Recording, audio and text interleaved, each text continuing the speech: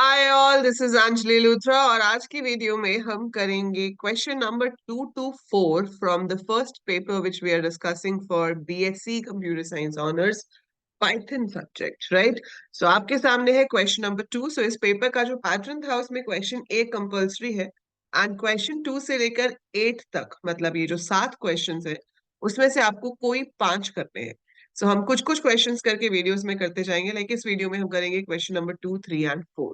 सो अभी आपके सामने है क्वेश्चन नंबर 2, जिसमें आपको एक लिस्ट दी हुई है। Consider the following and you have to give the output of the following statements. जैसे कि यहाँ पे लिखा है लिस्ट डॉट फाइंड फॉर, तो इस फॉर वाली वैल्यू को वो लिस्ट में ढूंढेगा। क्या ये है? हाँ है तो आपके पास उसका इंडेक्स जो है वो रिटर्न किया जाएगा।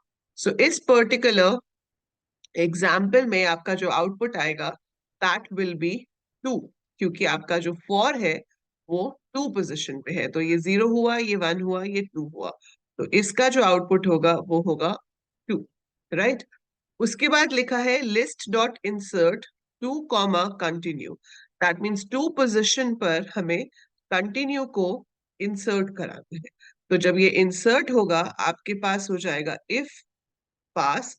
तो 0, 1 पे तो ये है और 2 पे इंसर्ट हो गया आपका कंटिन्यू। तो जो 2 पे था वो 3 पे शिफ्ट हो जाएगा, जो 3 पे था वो 4 पे, और सो ऑन। सो आपकी लिस्ट की वैल्यू बन जाएगी ये। So this should be the modified value. Continue जो है वो 2 पोजिशन पर इंसर्ट हो जाएगा। नेक्स्ट स्टेटमेंट में लिखा है list dot remove break. List dot remove break से ब्रेक जो है वो लिस्ट में से रिमूव हो जाएगा। अब जो आपके पास लिस्ट बचेगी उसमें होगा if pass continue for else, so this will be a remaining list। ठीक है। अब उसके बाद लिखा है लिस्ट डॉट सॉर्ट। सॉर्ट का मतलब है कि आपकी जो लिस्ट है वो इंक्रीजिंग ऑर्डर में अरेंज होगी by default. But increasing order में कैसे? ये सारी स्ट्रिंग्स है तो ये अल्फाबेटिकल ऑर्डर में अरेंज होती है। ठीक है। अल्फाबेटिकल ऑर्डर में ए बी सी, सी पहले आता है, तो आपके पास पहले क्या आ जाएगा? Continue. A B C D E, E आता है, E F G H I, और उसके बाद पी तो बाद में आता है, तो पास हो गया। सो अल्फाबेटिकली अगर मैं इसको अरेंज करूं तो मेरे पास ये आ गया पहले कंटिन्यू, फिर एल्स, फिर फॉर, फिर इफ, फिर पास, क्योंकि सी पहले आता है, ई उसके बाद आता है, एफ उसके बाद आता है, आई उसके बाद, और फिर पी उसके बाद। So we get it like this. Then is del list 2:4, मतलब ये स्लाइस जो है ये हमें लिस्ट में से डिलीट करना है।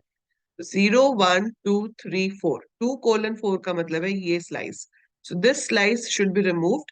आपके पास अब क्या बचेगा? Continue, else and pass. So this will be your remaining list after deleting 2:4। सो इस तरह के आउटपुट क्वेश्चंस लिस्ट पे, डिक्शनरी पे, स्ट्रिंग पे, लूप्स पे आपसे पूछे जा सकते हैं।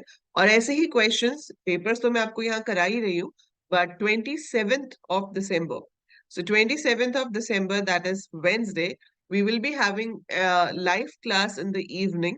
ठीक है, तो हम शाम को एक लाइव क्लास रखेंगे जिसमें हम इसके आउटपुट क्वेश्चंस की प्रैक्टिस करेंगे इन फॉर्म ऑफ पोल्स। तो आपको कोड दिया होगा और आपको ऑप्शंस दी होंगी like A B C D, what of the following is the correct answer.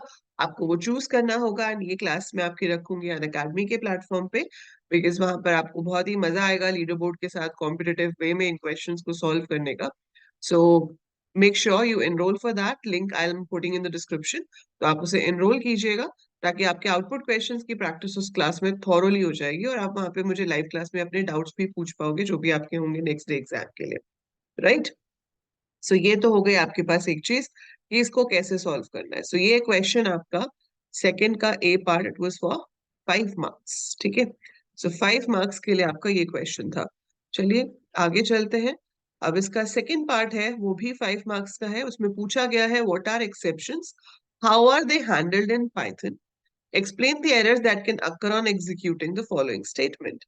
तो what are exceptions? तो theoretical answer है, इसमें आपको definition लिखनी पड़ेगी कि exception is a runtime error, एक ऐसा एरर जो प्रोग्राम की एग्जीक्यूशन के दौरान आता है. So an error which occurs during the execution of the program is called exception. How are they handled? How are they handled में आप क्या बताओगे कि आप ट्राई एंड एक्सेप्ट को यूज कैसे करते हो. ठीक है, सो हमारे पास एक कीवर्ड होता है ट्राई, एक कीवर्ड होता है except. How do you use that? तो उसमें आप ट्राई एक्सेप्ट को एक्सप्लेन करोगे, खुद से एक एग्जांपल दे सकते हो कि ट्राई के अंदर हम वो कोड लिखते हैं जिसमें एरर एक्सपेक्टेड होता है, और अगर एरर आया तो control goes to except. Except के साथ एरर का टाइप भी बताया जा सकता है या जनरल एक्सेप्ट भी दिया जा सकता है. एक्सेप्शन हैंडलिंग की डिटेल्ड वीडियो चैनल पे है, आप देख सकते हैं.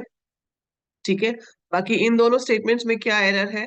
देखो, इंट हेलो, आप हेलो को कन्वर्ट करा रहे हो इंटेजर में, जबकि उसमें कोई इंटेजर वैल्यू है ही नहीं. तो इसमें वैल्यू एरर आ जाएगा कि आप इंटेजर वैल्यू इसमें ढूंढ ही नहीं पाए, तो वो कन्वर्ट किसको करेगा? इंटेजर में. So this will generate value error. और इसमें आपके पास क्या एरर आ जाएगा कि स्ट्रिंग और इंटेजर ऐड नहीं हो सकते. So this is arithmetic error कि आपका एक स्ट्रिंग और एक इंटेजर आपस में ऐड नहीं हो सकते हैं. So this will generate a value error because we don't get any integer value to be converted to int. And here you have the arithmetic error क्योंकि एक string और एक integer add नहीं हो सकते हैं.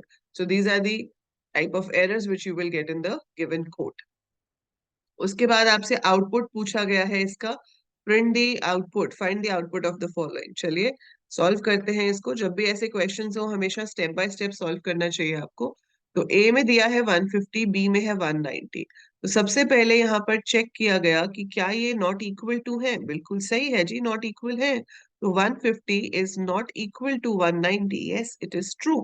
It is true, it's not equal. तो हम चेक करेंगे कि क्या ए बी से बड़ा है. नहीं, 150 190 से बड़ा नहीं है. So this condition is false, तो इट कम्स टू एल्स. यहां पर हो गया b is equal to b minus a, that is 190 minus 150 जो कि 40 हो गया. अब b की वैल्यू हो गई 40. ये जो प्रिंट है ये वाइल के अंदर नहीं है, आप देख रहे हो इसकी इंडेंटेशन वापस है. तो ये लूप रिपीट होगा. जब लूप रिपीट होगा तो a मेरा 150 है, b मेरा 40 है. अब वो चेक करेगा कि 150 नॉट इक्वल टू 40. ये चीज तो अभी भी ट्रू है क्योंकि ये इक्वल नहीं है. So this gives you true. Check होगा कि क्या 150 40 से बड़ा है. हाँ है. अब a b से बड़ा है, so this will give you true. True देगा तो a की वैल्यू चेंज होगी, वो हो जाएगी 150 minus 40 which is going to be 110. तो a की वैल्यू यहाँ पर अब 110 हो गई. 110 हो गई, ठीक है जी. अब 110 के बाद क्या होगा? फिर ऊपर, फिर ऊपर. तो अब a है 110, b है 40, अभी भी मैच नहीं करता. 110 40 के इक्वल नहीं है, इट इज ट्रू. फिर से अंदर आएंगे, अब वो चेक करेगा a ग्रेटर देन b. हाँ, 110 अभी भी 40 से बड़ा है.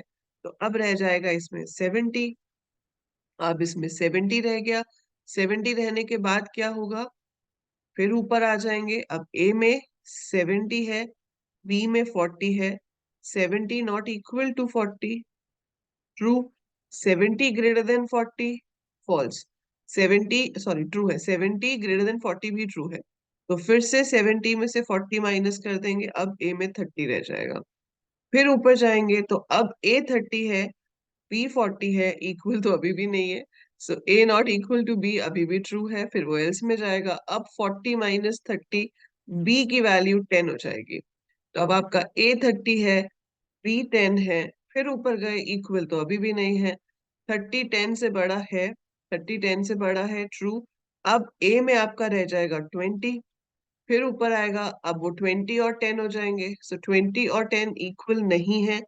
अब जाकर फिर माइनस होगा, अब a में 10 आ जाएगा. अब जब a में 10 आएगा तो आपका a भी 10 है, b भी 10 है. और अब ये कंडीशन जो है a not equal to b, ये फॉल्स हो जाएगी क्योंकि अब दोनों इक्वल है. सो बहुत लेंदी हो गया, पर आपको चेक करना पड़ेगा. जितनी भी आइटरेशंस हैं you have to keep working जब तक आपके पास फॉल्स ना आ जाए. तो ये फॉल्स तब आया जाकर जब a और b 10 हो गए. फिर लूप खत्म होगा, हम लूप से बाहर आएंगे. बाहर आकर वो a और b को प्रिंट करा रहा है. तो a की वैल्यू 10 है, b की वैल्यू 10 है. So this will be your output. 10 10 print हो जाएगा नेक्स्ट लाइंस पे, क्योंकि उस जगह पर आपकी कंडीशन जो है वो फॉल्स हुई है. तो ये तो ऑब्वियस है कि ए और बी सेम ही होंगे, क्योंकि कंडीशन ही यही कह रहा है कि जब तक सेम नहीं है तब तक तो रिपीट करते रहो। जब सेम होंगे तो लूप चलना बंद होगा। सो जब सेम होंगे तो वो प्रिंट होंगे, और वो वैल्यू यहाँ पर आ रही है 10 10। तो इसका आउटपुट आया 10 10। सो बिल्कुल पेशेंस से काम करना है ऐसे क्वेश्चंस में। जब भी ऐसे आउटपुट वाले क्वेश्चंस आते हैं, अपना संयम बनाए रखना है ना। सो अपने पेशेंस लेवल को टेस्ट करना है आपको, एक एक आइटरेशन चलाते जाना है जब तक आपके पास कंडीशन फॉल्स ना आ जाए। So keep doing it until you reach the result. ठीक है। हो सकता था कि कंडीशन कभी भी ट्रू ही नहीं आती, तो फिर उस केस में आप लिख देते कि भाई ये इनफाइनाइट लूप है, ये चलता ही रहेगा। बट ये हुई ट्रू, और जब ट्रू हुई तो उसका आपको आउटपुट बताना है। ठीक है। So now we have this question. इसका भी आपको आउटपुट बताना है। सो इसमें नेस्टिंग ऑफ लूप यूज हो रही है। तो आपके पास एक वेरिएबल है टोटल, जो कि 0 है, ये यहाँ पर होना चाहिए था। चलो टाइपिंग मिस्टेक है। It should be in the same indent. So n is 11, total is 0, i in range 1 comma n plus 1। इसका मतलब क्या है कि i 1 से शुरू होगा, फिर 2 होगा, फिर 3, फिर 4, फिर 5, 6, 7, 8, 9, 10, 11 तक चलेगा, क्योंकि n प्लस 1 का मतलब है 12। तो ये 1 से लेकर 12 तक चल रहा है, मतलब 11 तक चल रहा है, क्योंकि ये 12 है तो उसके एक कम तक मतलब 11 तक चल रहा है। अब for each value of this, ये जो जे वाला लूप है ये भी 1 से लेकर 11 तक चल रहा है। तो जब आई 1 होगा तो जे 1 से लेकर 11 तक जाएगा। जब आई 2 होगा तो ये फिर 1 से लेके 11 तक जाएगा। जब ये 3 होगा तो ये फिर 1 से, तो बहुत बार चल रहा है, 121 बार लूप चलेगा आपका। 11 बार बाहर वाला, 11 बार अंदर वाला, तो टोटल हो गया 121 टाइम्स। पर अंदर हो क्या रहा है? अंदर हो रहा है total is equal to I plus J. तो इसमें आपको एक राहत की सांस मिलेगी ये देखकर कि एक्यूमुलेशन नहीं है। अगर होता total plus equal to I plus J, तो आपका काम बहुत बढ़ जाता। तो आपको हर बार टोटल की वैल्यू मॉडिफाई करनी होती है और उसकी पिछली वैल्यू में नए नंबर ऐड करने होते। पर अब ऐसा नहीं है, ये असाइन हो रहा है। मतलब जो भी नई वैल्यू आएगी आई प्लस जे की, वो पिछली वैल्यू को ओवरराइड कर देगी। जैसे पहली बार आई 1 है, जे 1 है, तो 1 प्लस 1 टोटल में 2 आ गया। अगली बार आई 1 रहेगा, जे 2 हो जाएगा, तो 3 होगा, वो इसको ओवरराइट करके 3 कर देगा। ऐसे करते करते जो इसकी आखिरी आइटरेशन होगी उसमें आपका आई 1 होगा और जे 11 होगा। तो आखिरी वैल्यू जो टोटल में आएगी वो होगी 12। पर हम प्रिंट देखो यहाँ नहीं करा रहे। अगर हम यहाँ पे प्रिंट करा रहे होते तो हम 12 को प्रिंट करते। बट ये प्रिंट कब हो रहा है? पूरा लूप से बाहर जाकर, इस फॉर के बाहर आकर। मतलब जो लास्ट वैल्यू टोटल में जाएगी वो प्रिंट होगी, आखिरी वैल्यू, बिल्कुल लास्ट वैल्यू। और बिल्कुल लास्ट वैल्यू कौन सी होगी? जब आपका आई आखिरी आइटरेशन पे है 11 पे, सो आई की वैल्यू 11 है। जे भी आपका शुरू हुआ 1 से, तो 11 प्लस 1 12 गया, फिर 11 प्लस 2 13, करते करते करते 11 हो गया। सो आखिरी वैल्यू जो टोटल में जाएगी वो होगी 11 प्लस 11, दैट इज 22। और फिर लूप खत्म हो जाएगा। उस टाइम पे जो प्रिंट होगा स्क्रीन पर वो होगा 22। तो आपका आउटपुट इस कोड का जो आएगा वो 22 होगा, क्योंकि ये लूप 1 से 11 तक जा रहा है, ये लूप भी 1 से 11 तक जा रहा है। लेकिन बीच में जितने भी सम होंगे, 121 बार लूप चलेगा, हर बार टोटल की वैल्यू चेंज होगी, लेकिन उसमें बचेगी वही जो आखिरी वैल्यू असाइन हुई होगी। और जो आखिरी वैल्यू असाइन हुई है वो है 22। इसलिए जब वो लूप से बाहर आकर प्रिंट करेगा तो वो स्क्रीन पे 22 को शो करेगा। That's how nested loops work. For one iteration of the outer loop, inner loop completes all its iterations. ठीक है। Now let's go for the next question. इसका भी आपको आउटपुट बताना है। सो आपके पास है x 100, फिर एक फंक्शन दिया हुआ है जिसमें x में 200, y में 300 दिया हुआ है। अब आप ये सोचोगे कि यहाँ प्रिंट में राउंड ब्रैकेट्स क्यों नहीं लगाए हुए, क्योंकि पाइथन का जो पुराना वर्जन था 2 पॉइंट समथिंग वाले, उसमें प्रिंट के साथ राउंड ब्रैकेट्स नहीं लगते थे। पर 3 पॉइंट जो हम लेटेस्ट यूज करते हैं वहां पे ब्रैकेट्स होते हैं। सो कंफ्यूज नहीं होना कि ब्रैकेट्स क्यों नहीं है।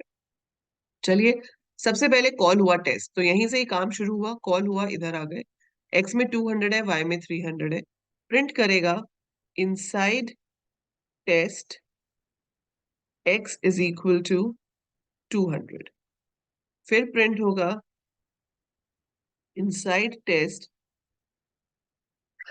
y is equal to 300। Function खत्म हो गया, यहाँ आ गए। अब वो प्रिंट कर रहा है outside function test. So this will be 100. So ये local global variables का concept है. ये जो variable है ये global है, पूरे प्रोग्राम में कहीं पे भी यूज हो सकता है.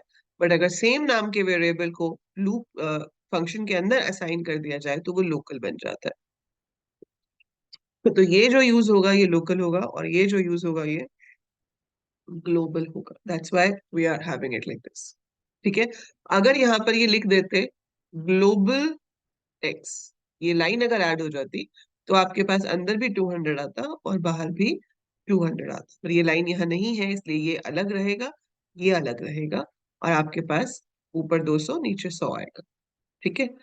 अब है greater than dot join welcome to Python. तो ज्वाइन फंक्शन क्या करता है, जो लिस्ट ऑफ स्ट्रिंग्स हमने दी होती है उसके बीच में ये साइन लगाकर स्ट्रिंग बना देता है. सो ये क्या करेगा, welcome greater than to greater than Python. So आपका आउटपुट होगा welcome greater than 2 greater than Python, and this question is for 1 mark. So join is a predefined function जिसका काम ही है कि strings के बीच में आएगा, फर्स्ट या लास्ट पोजीशन पे नहीं, सिर्फ बीच में आता है. ठीक है. सो ये तो आपको आउटपुट क्वेश्चंस हैं 2 और 3 वाले. फोर्थ वाले में आपको प्रोग्राम्स लिखने के लिए कहा गया है. So write a function that prints Fibonacci series for first n terms. Fibonacci series takes 0 and 1 as the first two values. Third value in the series is computed as the sum of the previous two terms. Similarly, other terms of the series can be computed. दूसरा program है write Python statement to accept a 4 digit number from the user and display its reverse. ये दोनों programs आपके programs जो 100 days Python programming वाली video है उनके अंदर है. तो I am not telling it again. आपके पास पूरी प्लेलिस्ट है चैनल पे जिसमें 100 days coding challenge in Python है. तो वहां पे फिबोनाची सीरीज वाला प्रोग्राम भी डिटेल्ड एक्सप्लेन्ड है, कोड अवेलेबल है. रिवर्स ऑफ अ नंबर, फिर चाहे वो 4 डिजिट हो, 5 डिजिट हो, 3 डिजिट हो, कोई फर्क नहीं पड़ता. रिवर्स ऑफ अ नंबर भी मैंने वहां पर आपको प्रोवाइड किया हुआ है. सो आप उस प्लेलिस्ट में से जाकर अपने ये दोनों प्रोग्राम्स देख सकते हैं एंड प्रैक्टिस कर सकते हैं. ठीक है. सो ये आपके पास हो गया क्वेश्चन नंबर 2, 3 एंड 4. मैं इसकी जो प्लेलिस्ट है 100 days वाली, इसको मैं अभी यहाँ पे भी शो हो जाएगी आपके पास, ऊपर साइड पे लिंक आ जाएगा. तो आप वहां से ओपन करके भी ये प्रोग्राम्स देख सकते हो और उसके अलावा और प्रोग्राम्स भी प्रैक्टिस कर सकते हो, क्योंकि ये तो है नहीं कि ये पिछले साल आया तो इस साल भी यही प्रोग्राम आएगा, कुछ भी आ सकता है. ठीक है. So try that out. अगली वीडियो में हम करेंगे question number 5 and question number 6. I hope आपको ये आउटपुट क्वेश्चन समझ आए हैं. तो याद रखिएगा 27th को शाम को most probably 5 o'clock we will be having a live class जिसमें हम आउटपुट क्वेश्चंस करेंगे. ठीक है. So that is it for this video. Useful लगी हो तो लाइक पे जरूर क्लिक कीजिए and share it with all your friends in the college. अपने सारे कॉलेज क्लासमेट्स के साथ, फ्रेंड्स के साथ वीडियो को शेयर कीजिए ताकि उनको भी फायदा हो सके. ठीक है. So it should reach maximum people and subscribe the channel. और अगर आपको ये पेपर्स चाहिए या पाइथन के नोट्स चाहिए तो ऐप डाउनलोड कर लो, इट्स एब्सोल्युटली फ्री. उसके फ्री स्टडी मटेरियल में आपको पेपर्स भी मिल जाएंगे एंड नोट्स भी मिल जाएंगे. सो that is it for this video. I will see you soon in another one. Till then, take very good care of yourself.